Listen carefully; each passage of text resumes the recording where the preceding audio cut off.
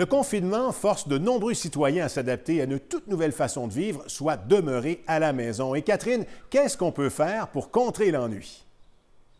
Eh bien, il faut laisser libre cours à son imagination, Martin. D'ailleurs, vous pouvez, en toute sécurité, à la maison, visiter en ligne des musées donc, qui offrent une visite virtuelle ou encore même louer des livres numériques sur les sites de bibliothèques. Et d'ailleurs, j'ai rencontré plusieurs passants qui m'ont donné une foule d'idées fort créatives. On les écoute à l'instant.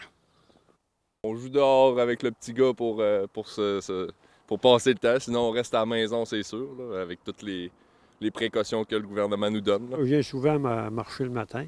Là, il y a presque pas de monde. J'ai une amie qui demeure à Montréal, ça que on s'est dit qu'une heure par semaine, on allait faire du FaceTime, puis en même temps, on dessine. Ce que là, on va dessiner, puis on va se montrer nos dessins. Je trouve que j'ai jamais assez de temps pour lire, donc j'en profite pour faire ça. Cette période d'isolement, on fait du ménage, on cuisine, puis on reste en famille. C'est pas compliqué. J'écoute des films, je fais des séries télé, je joue au Xbox, je promène mon chien.